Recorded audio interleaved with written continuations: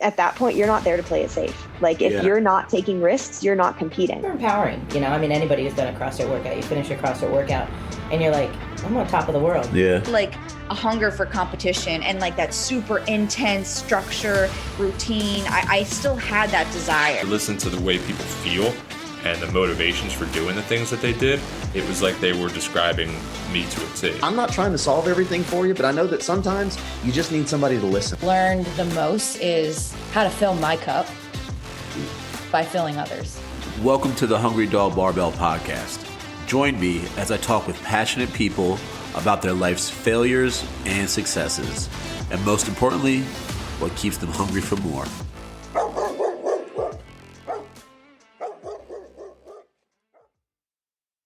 What up, dogs? Welcome back to another episode of the Hungry Dog Barbell Podcast. Today, I'm joined by Zach Lipson, a fellow trainer that I was able to meet at the Adaptive Seminar back in, when was that? July of last year, 2022?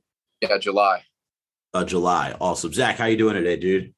I'm doing great. How are you doing? I'm well, man. I just got to the gym, kicking off my day with this podcast here, chatting with you. Then I got a couple clients, a couple classes later on tonight, and I'm all done for the weekend. I'm off Saturday and Sunday, bro. That's the good right there. But yeah, I actually just trained two clients before that, so I'm coming in hot. Coming in hot. Love that. That adrenaline you get after working with somebody, it's always good to put that to good use. You know what I'm saying? So Zach, what's your week look like? Do you have a set schedule? Do you change it up like depending on who you're working with? How do you lay out your schedule for the week? So the way my training works is I'm running a program over here, and we'll totally get more into it. But because of this program, my clientele base it doesn't really change too much because they're coming in for this free service if they have Medicaid or Medicare. So week to week, my training looks the same, even though it's individual clients. And my hours, I'm usually here from about 8 to 6, 8 to 7, nice, with maybe about an hour break. And I'm just training people who have physical impairments, limitations, and even some people who have developmental disabilities. Oh, sweet. Are you trading? Obviously, because I work so much on the weekdays, I like to give the weekends to myself because that's where I kind of reset. Hell yeah. That's one of the perks of this business. Even though we're usually working long hours, it's good to be able to kind of set your schedule, then have a nice little break in there. So, dude, are you training out of a gym facility? Or are you training out of a medical facility? Where are you working at? Yeah, so I actually work over at the YMCA in Bear Glasgow, Delaware. Sweet. So that's where my headquarters is based out of. It's just a gym, obviously the YMCA. It's not a medical facility, local community gym. Awesome. So tell the people, you hear me? Yeah, there you go. Do you tell the people a little bit more about the program you're running over there? I know that you. So Adapt, my Instagram page, that's a little different. My Adapthletics is me just highlighting all disability achievement, whether it's mine or the people I work with. It's essentially anything adaptive. So that's just kind of because my clients, they like to see their progress, and some of them just really enjoy seeing the progress on Instagram and all the views it gets. Now over here, I run, right now it's called the pilot program, and we're trying to think of a new name for it. But how it works is, are you there? I hear you. Oh, cool. I wanted to make sure you weren't frozen. So how it works is, if you have Medicaid or Medicare, you can actually be a part of this program for free because it's funded by their insurance. So it's cool because not only am I working with these people who have this, we're also partnered with Christiana Care, and we have a therapist over there who will conduct a therapy session to see where they're at initially, and she'll give me a list of exercises to their goals. She'll do walk tests, all different parameters to start off with. And then every 6 months, they return back to her to see how effective the program is, because their goal is to maintain or improve. Now, that's just the Christiana Care side and where our physical therapist lies in. Now, for us, once they're in and I have that information, it's great because I have a whole list of, I'm already coming in to the first session with what they can do, what they can't do, and like I said, all these parameters.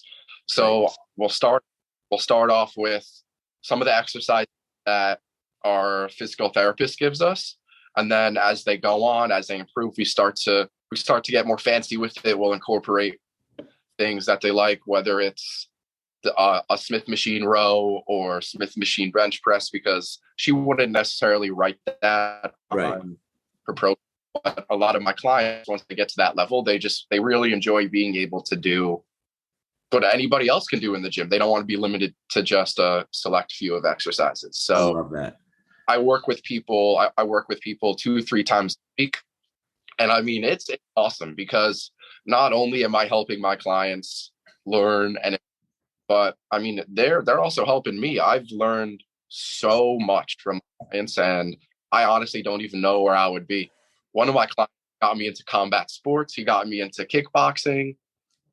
It's a very iron sharpens iron relationship with my clients. And that's, I think, where the gold is. Because, dude, I love that. I love what you're talking about there, like allowing people to be able to do the same thing as everyone else, right? Because that's really what one of our biggest goals is as trainers. You know, how long have you been in that? How long have you been training there? I actually started with a program who works out of this YMCA called Epic. It's endless in the community.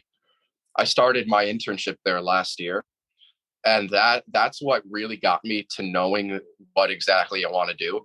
I was working with people in wheelchairs, developmental disabilities, alongside with physical therapy, learning from them, downloading all the information from their brain, making great relationships with my clients. Now, through that internship, the person who noticed how important this was to me and my passion, that he asked me to run the YMCA's pilot program, which is our version of working with people with disabilities.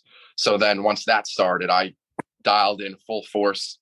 I have about 10 clients a part of the pilot program right now. Damn. And it's going so well. That's awesome, bro. So what's your athletic background? Like, did you play sports all growing up? Like, what was training like for you as a kid? So I was never super athletic. Looking back on it now, I wish I was more. I used to always swim. That was my thing. But I never really went too much into it. It was more of just kind of like swimming with my friends. I went hard, but I was never the best on the team. Right. Swimming, my thing all the way through high school. High school from when I was 6 months old, my parents put me in a pool.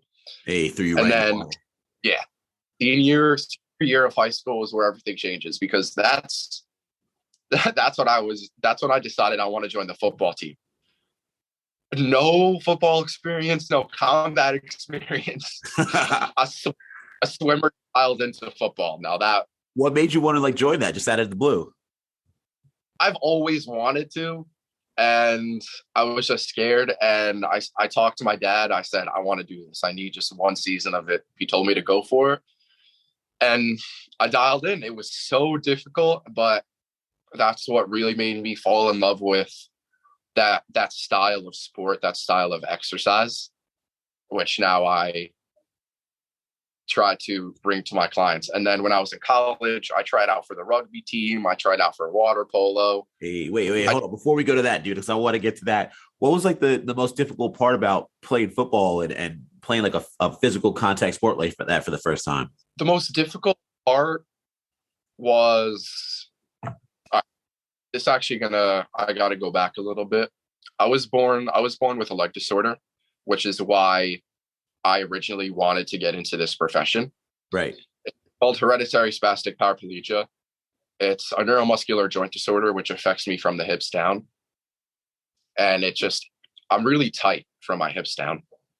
So that level of sport was just really difficult with the endurance and keeping up with people. And some people on the team, I don't really hold it against them. Some people on the team would make comments about my running, and it would hit me a little bit, but I had the coach's support. So I guess the hardest part really was feeling like I was the odd man out.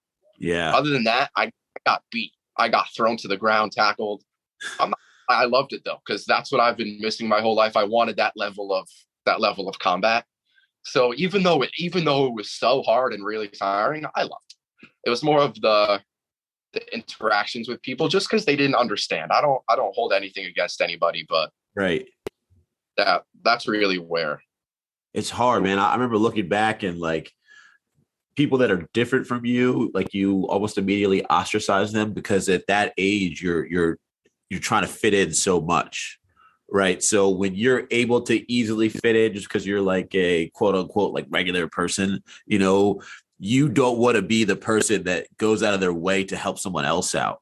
And then hopefully as you get older, you get rid of that. You're like, wow, I want to make other people feel included and inclusive and stuff. But at that age, it's definitely tough. So you go on to college and you pick up rugby and all that stuff. What's that like now? I really didn't do water polo or rugby too much. It was more of me trying out. I went to a couple rugby games, but I was just trying my feet wet in different sports just because other than football, my whole life was just swimming. Right. So I've just wanting to test out sports, see what I liked. But the one that I really started to stick with was Brazilian Jiu-Jitsu. That's really got me, because especially for my leg disorder, the stretching, the type of exercises it did, my hips, I feel so good. They made me feel in a way I've never felt in football. I've never felt even in swimming, because even the style of stretches they were teaching me, I never did before. Holding one leg straight up or one leg straight and then putting another leg out 90 degrees. Oof. That hurts so, but it was loosening everything up. Style of exercise is what really got me to stick with jiu-jitsu.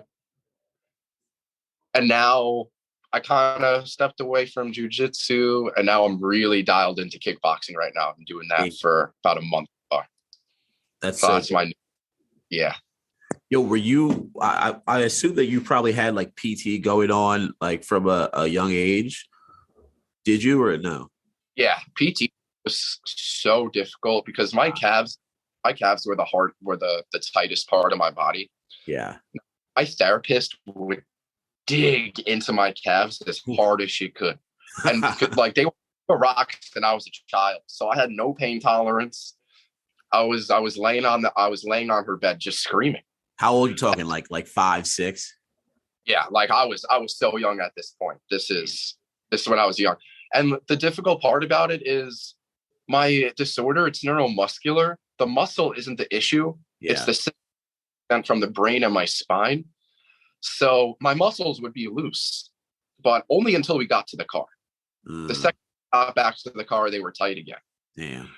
So my whole life has been me trying to figure out how I can keep this looseness and not tight sensation long term. Yeah, it's always been difficult because I've always been tight. My parents, there's just one example. I was in New York City with my parents and one of my friends. Me and my friend were walking ahead of them, and my gait used to be so bad. They used to just watch me walk, and from their perspective, it looked so uncomfortable because I was wobbling. I would toe walk. Nothing was heel toe. Nothing was the actual way to walk. And they would always tell me heel toe, because it doesn't look comfortable. And what I would say to them is, I really don't know what you're talking about, because that's just everything I knew. It's what I knew. It's how I knew to walk, how I knew to function. I don't know anything different. Yeah, I feel that. Do you ever feel like just like that on the other side, like this is what I know, and have you ever like hoped that you didn't have to go through this, or wish that this wasn't you? Or have you always just been like, man, this is my life, I'm going to do it as best as I can? I really try to look at what life could be. Obviously, I've had thoughts of, oh man, I wish I did have this, but that's not the world we live in. So right now, I'm in the process of turning this into a strength, into a way where I truly believe I was given this disability by God. I really believe that I was put on this earth to spread a message that having a disability doesn't mean you should subscribe to the doctrine all the negative aspects that come with even the word disability. Yeah. Now, I'm not denying how my body feels. I'm denying the negative aspects that come with identifying by having a disability. Because having a disability my whole life, all the doctors focused on what I couldn't do. They were like, your hips are tight. Don't run. Don't jump rope. Don't jump. Don't do anything that would help my body get better, because they were, I guess, scared.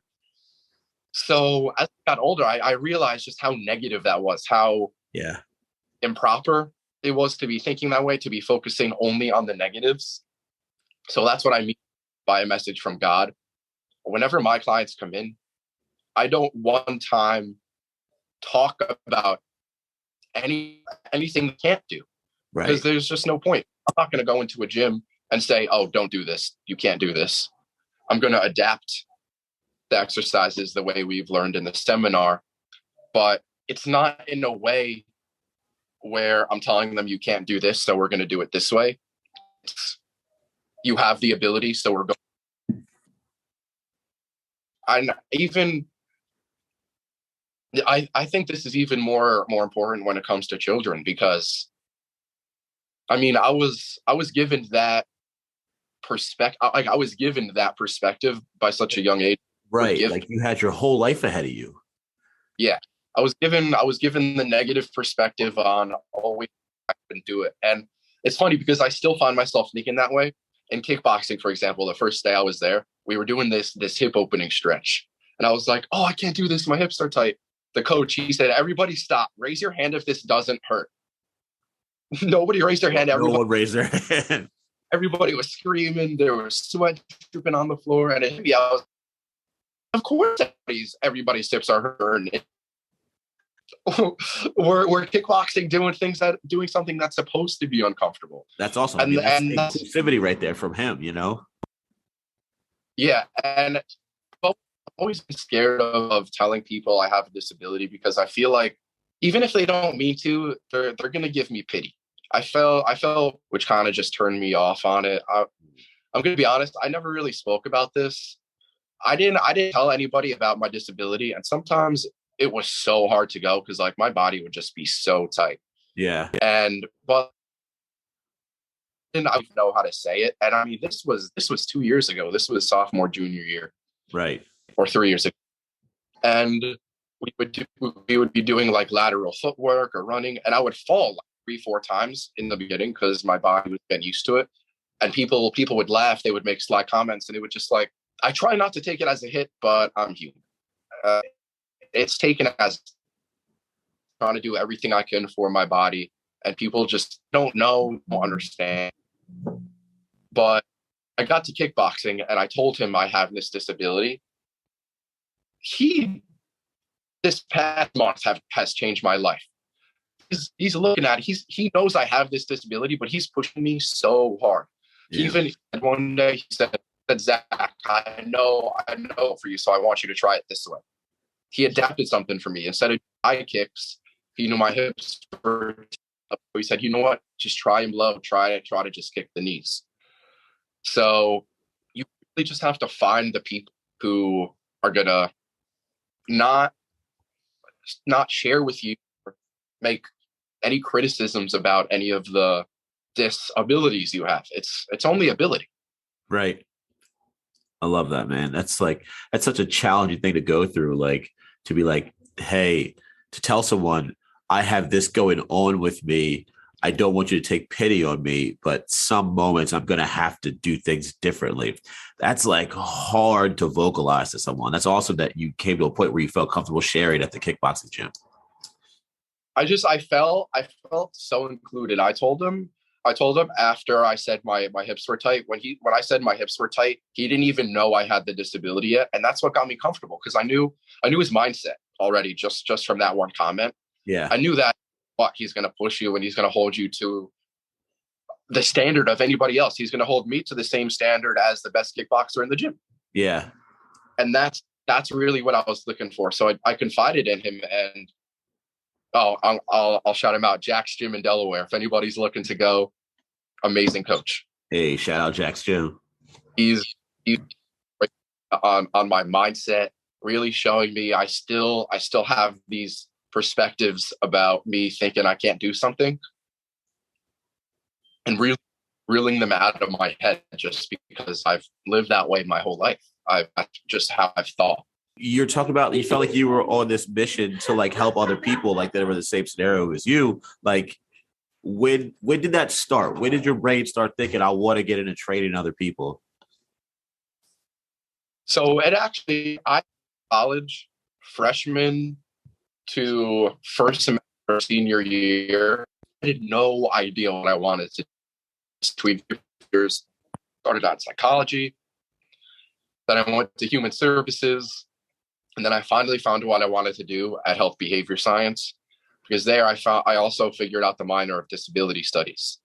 So that minor, it gave me a whole vast perspective on health, because not only did I learn about physical activity and exercise, we learned about nutrition, mindfulness. It was a great program. And then that, coupled with disability studies, I had the best opportunity being in the class of Beth Minio, who is the director of the Center for Disability Studies. And she's the one who opened up my eyes to EPIC, which is the Endless Possibilities in the Community program that I was talking about earlier. That's awesome. My internship. So right when I landed there, that's where I knew. I learned more in that internship, I feel like, about myself and what I want to do than the other 3.5 years in school. So that's what college is about, right? Like getting in that right room to get all the information. Yeah, exactly. I finally found people who even just understood me. I was with our clients, and I would say, "Oh man, my hips are feeling so tight today," or as a clonus, and they would agree with me. Like their legs would be shaking too, and I've never had that before. I've never been able to connect with somebody on the level of my disability ever, because just nobody. I look like I don't have one. It's an invisible disability. I've been able to sympathize or connect with any of my friends on it just because none of their friends really experienced the same things I did. But then coming to EPIC, which is helping the people in my shoes, I finally met a group of friends. I met colleagues who were able to understand how I felt. And that's really where my passion came from, because I want to bring as many people together who have, my boss calls them disabilities. So that's what I'm going to say in this podcast from now on. I want to bring people together who have different disabilities, just because they might be out in the community feeling the same thing I was. Of thinking about disability. I mean, it's just like I said, subscribing to the doctrine of looking at what you can't do. Each one of my individuals together, they form friendships. Yeah. They're meeting people like them. And it's great. It's great to be inclusive, but I think it's even better for our clients with diverse abilities to interact with each other, because like I was saying, common ground. And so I've well beyond just exercising here. I learned this from actually EPIC. It goes beyond exercising, because some of our clients, all they do is they come here and then be home. And if they weren't here, they would be at home really not doing much. Yeah. So it's also about inclusion, the social aspect, getting them out, making friends, interacting with people along with the exercise. Power of community. Which is what I think is, yes. And especially when the community. Yeah, it's like be able to look around like, hey, he's like me, she's like me. We are all together. We're achieving together, you know? Were you ever like nervous and felt like you weren't ready to train other people, or just did you ever get any of those feelings? I mean, I'm human. When if I have a client, or if I'm meeting a new client, I'll be a little nervous, just because even if they have said diverse, there's no way you can really prepare for it, just because of the spectrum. And I'm talking about not prepare physically, but more of the mental aspect, understanding who they are, building the rapport. Because everybody's different, and how vastly different is because of the spectrum we're on. Sometimes I get nervous because, what if I can't do this? What if they don't like me? But then I look back and I realized I'm here for a reason. I have great relationships with my clients and everything's going to go well. And that mindset really hasn't failed me since, because right when I interact with that client, the first hello, all those nerves go away and I'm in. It's the rapport is instantly being.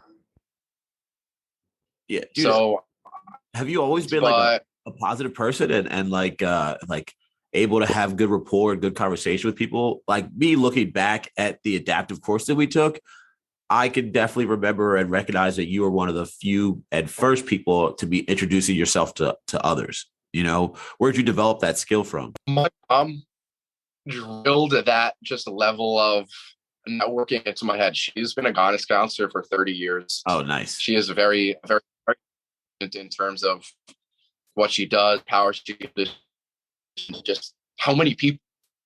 I realized that I don't want to just go to the seminar to learn, because I went there with the mindset, it's about who you know. I mean, I'm here right now. We're on this podcast.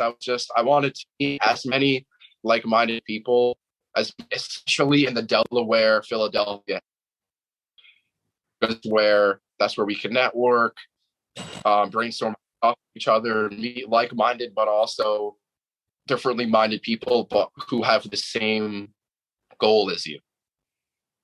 And have I always been this positive? No, because like I said, I grew up with the negative perspective of disability, and that really encompassed my. Felt I was defined by my disability. When I was younger, I used to say I was never going to be able to squat my disability, or I can't learn or pay attention because of my ADHD. All the doctors have told me it could be progressive, or you're just going to stay where you are. I cannot subscribe. I cannot believe that no matter what I do, I'm just going to be this tight-bodied individual who has a leg disorder. I've been trying to break through that barrier of having a growth mindset, understanding with self that I can get stronger, that I can grow, and what I have isn't negatively progressive. Yeah. I believe that the only disability you have is believing you have one. Like I said, I understand my body feels a certain way, but that doesn't mean. That's so amazing, dude, to not put those limits on yourself, and always be like chasing after the growth that you want personally. That's awesome. I'm not going to believe in something that's negative. Like it might be reality. My reality about myself is I can get stronger. I can progress in a positive direction. Better, I can get looser, I can get flexible, I can understand more about myself, I can help more people. It's just there's reason in thinking, even if it's true, there's reason in thinking, because it's not going to get me anywhere. I'd rather think and believe within myself that I can get stronger even if I won't, than just know that I can't. Hell yeah. It's such an empowering mindset to have, because the only other side is to give up. Right. Like, and let what you have limit you. So that's awesome, bro. So what's next, man? What are you hungry for? What's your goal going forward? So I'm at a very interesting point in my life right now, because everybody down to the director of the YMCA here, my boss, the director of health and fitness, people at corporate YMCA, they noticed how passionate I am about this. I led a disability visibility forum, or I didn't lead, I spoke on it. Nice. I led a book club about a book called Disability Visibility. If you were to look in my office, I have a poster board filled with different appreciations letters from all my clients. I love that, bro. Because I get extra time out of my day to build the rapport with them. Like I don't want to throw shade on my client, on people I work with, but just what sets me apart is once the hour is done with some of their clients, they're done. They don't see them until the next time. Right. I would take paratransit. So if they're waiting for 20 minutes after the program and I'm not doing anything, I'll sit with them. We'll talk, we'll mingle. It'll be just very like no talk of exercise, just building that that level is noticed the level of passion and really what sets me apart from everybody. How My invested boss you are, right? So my boss told me that it's the goal for 2023 for all the Delaware YMCAs to have a fitness program. Now, manifesting, and I've been hoping that is where my job, that's where I'm next. I'm trying to, so because I have a great clientele base, but it's only, I'm working with people. I want to get more people with disabilities in all the YMCAs because they need it, because like I said, a lot of them could just be sitting at home. Right. I want to be the person to implement the program, but to find people just as passionate about this as me. So that's really where I'm just going next. Is I love that. I'm going to build up a clientele base, keep implementing things in this program, make it stronger, make it better. And eventually, I actually have a meeting today to discuss my long-term employment with 2 people from corporate YMCA. So I'm very excited about that. That's awesome. I love that. Yeah. So that's really where I see this going. I want to help people statewide, really globally. I want to help as many people with disabilities as I can. Do you know Magneto from X-Men? Of course, dude. Big Marvel nerd here. Okay. So I take things from him. If you look at Magneto from the human perspective, look at him from the mutant perspective, he's a savior. I'm a mutant because me and him, our DNA is different from a regular body person, and he's their savior. He's their protector. He doesn't care what he has to do. He's just going to help his people and stand up and join me in the brotherhood of our kind. Love it. That's just so powerful. My goal isn't to share or isn't to help able-bodied or show them the way of understanding what disability is. I mean, hey, racism still exists, so I'm not going to fight a cause that's not going to go anywhere. Right. I want to help people who have a disability understand how powerful they can be, understand how powerful they are, what lies inside of them. That's deep. Because if a human perspective to their perspective, they might see themselves as weak. But if I want to act as their protector, as their, not savior, but I want to show us the way of the power you have inside of you, what we all have that they have never been shown. And I don't want to say care less, but my goals were never to help people who don't have ability about disability. That's never been my goal. Your focus is where your focus is. I want to help the children who I was like. I want to help the adults or the teen and understand. I want to flip the script. I want them to see the positives behind it. I want them to see what they can do, not focus on what they can't. I'm in a bunch of group chats with people who have disability, and it's so sad, and it's so hard to read it because they say they might be depressed. Their family members don't understand. Husbands don't understand what they're doing. They're lazy, that they can do anything. Take out that fixed disability perspective that's drilled into them by their parents, by their doctors. And it's not their fault, but it's just, again, looking at it from the able-bodied to disability perspective. I'm showing you from having a disability what you can do. That's always been my goal, because if I could make life of one shot, I'm good, because I've experienced a lot. I was bullied. I never felt comfortable within myself.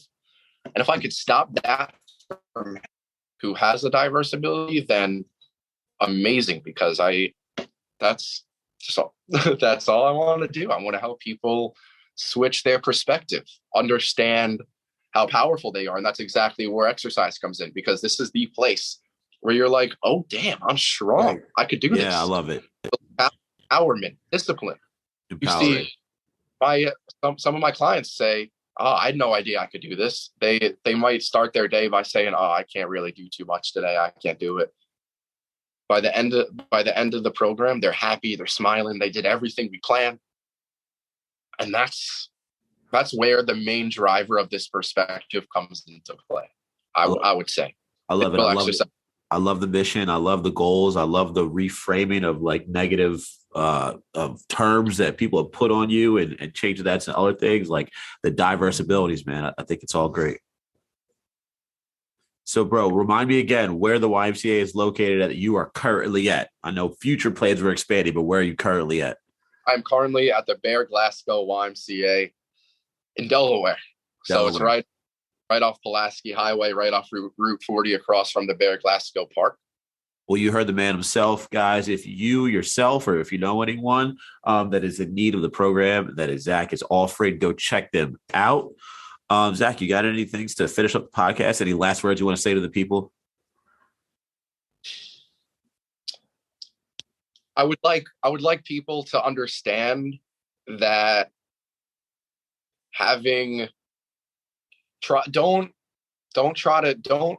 don't just push your judgment. Don't just push your perspective onto people.